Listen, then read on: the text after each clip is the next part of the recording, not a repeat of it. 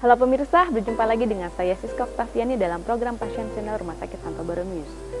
Pada episode yang lalu, kita telah mengetahui apa dan bagaimana batuk dan pilek itu terjadi. Kali ini, kita akan membahas komplikasi yang ditimbulkan. Untuk lebih jelas, kita akan membahasnya bersama dokter dari Rumah Sakit Santo Barromeus. Batuk dan pilek adalah penyakit saluran pernafasan yang paling sering menyerang bayi dan anak-anak. Bisa pula menyerang orang dewasa, tetapi karakteristiknya berbeda. Pada bayi dan anak-anak, serangannya cenderung lebih berat karena infeksi, mencakup daerah sinus paranasal, telinga tengah, dan nasofaring yang disertai dengan demam tinggi. Batuk dan pilek itu adalah suatu respon tubuh untuk mengeluarkan benda asing di dalam tubuh. Jadi bisa dari benda itu lendir atau suatu benda-benda asing yang masuk ke dalam tubuh kita. Kalau pilek itu adalah merupakan suatu gejala atau tanda dari tubuh, jadi suatu gejala hidung mengeluarkan suatu lendir, itu disebut pilek. Sedang influenza sendiri adalah suatu penyakit yang disebabkan oleh virus, namanya virus influenza, yang mempunyai gejala satu pilek, kemudian demam tinggi, mata merah, batuk, serta nyeri telan. Itu adalah influenza. Jadi pilek merupakan bagian dari gejala atau tanda dari penyakit influenza. Di dalam tubuh di dalam saluran nafas terdapat suatu silia atau rambut getar yang berfungsi untuk membersihkan kotoran, lendir, ataupun benda-benda asing dari tubuh. Sehingga kalau ada sesuatu benda asing itu bisa debu, bisa lendir, bisa benda-benda yang lainnya, akan merangsang si rambut getar tersebut untuk berusaha mengeluarkan dari tubuh dengan cara dilontarkan keluar atau dibatukkan. Itulah mekanisme batuk. Sedang untuk pilek sendiri sebenarnya sama, namun dia terdapat di dalam hidung. Jadi dia dengan mengeluarkan lendir dari hidung. Pada anak-anak, terutama anak-anak, sering pada batuk pilek itu menyerang pada satu tenggorokan, kerongkongan, kemudian juga ke dalam telinga paling sering. Orang disebut sering radang atau infeksi saluran telinga, bisa tengah, bisa atas, bisa di depan atau di tengah. Batuk pilek sebenarnya bukanlah penyakit berbahaya. Namun batuk pilek pada anak yang sering terjadi dan berkepanjangan akan menimbulkan komplikasi. Kondisi anak yang belum refleks mengeluarkan dahak atau lendir mengganggu proses pernafasan dan menjadi tempat berkumpulnya kuman sehingga terjadinya infeksi. Pada balita paling sering adalah komplikasi ke paru atau sering disebut infeksi atau radang paru. Atau orang awam suka nyebutin biasanya bronkitis atau bronkopneumonia. Yang paling benar sebenarnya yang itu pneumonia atau bronkopneumonia, itu yang ke paru. Kemudian dia bisa juga sampai ke infeksi di laring atau radang pada saluran nafasnya. Itu sering disebut faringitis, atau orang awam suka menyebut radang tenggorokan. Kemudian komplikasi ke dalam pita suara atau sering disebut laringitis, jadi menyebabkan suara serak, sengol. Itu. Kemudian komplikasi ke telinga, dia sering mengganggu atau merusak gendang telinga, sering menyebabkan otitis media acuta atau radang gendang telinga atau radang telinga bagian tengah.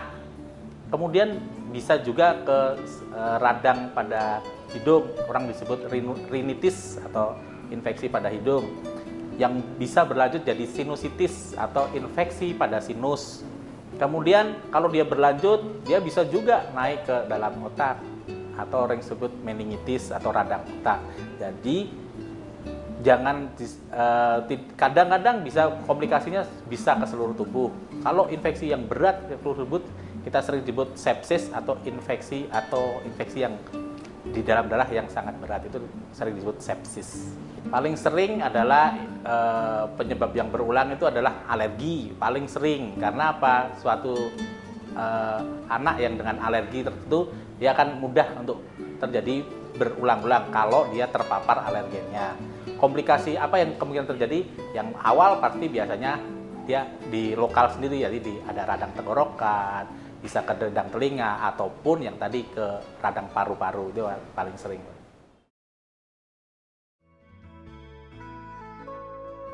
Menurut ilmu naturopati, batuk dan pilek tidak selalu berarti reaksi negatif tubuh.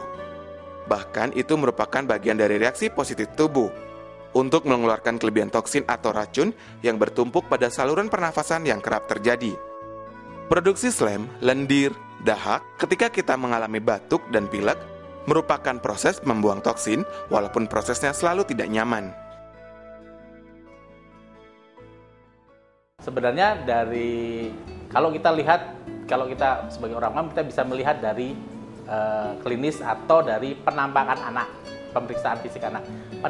Pada batuk pilek biasanya anaknya tetap ceria, walaupun dia pilek, batuk, tapi anaknya kesan tampak sehat, tampak tidak menderita sakit yang berat. Kemudian tidak ada demam. Kemudian nafasnya tidak cepat. Kemudian kalau kita lihat hidungnya tidak ada napas cuping hidung atau napas cuping hidung pasti ya. Kemudian kalau kita buka dada tidak ada retraksi atau tarikan dinding dada. Jadi kayak orang suara sesak nafas. Kalau pada batuk pilek yang berat atau yang berbahaya, kita bisa lihat bahwa dia ada demam yang tinggi, anaknya tampak sakit, jadi tidak ceria lagi. Pada anak-anak kan biasanya lari ceria, nah dia akan tidak ceria lagi. Kemudian tampak sesek berat, kemudian ada panas yang tinggi, ada tarikan dinding dada atau sering disebut retraksi. Dan kalau paling sering adalah batuk pilek karena alergi, ya satu paling ideal adalah kita tahu alergi apa yang terjadi pada anak tersebut. Bisa dengan cara kita melihat, misalnya kalau dia paling penting adalah kita hindarin sesuatu yang berdebu pada paling sering, walaupun tidak semua anak adalah sebagian besar adalah alergi terhadap debu rumah atau sering disebut dust mite. Itu menyebabkan pada anak-anak sering menimbulkan batuk dan pilek. Itu alergi. Kemudian alergi apa saja? Sekarang sangat banyak sekali alergi dari makanan, bisa alergi dari atopi, bisa.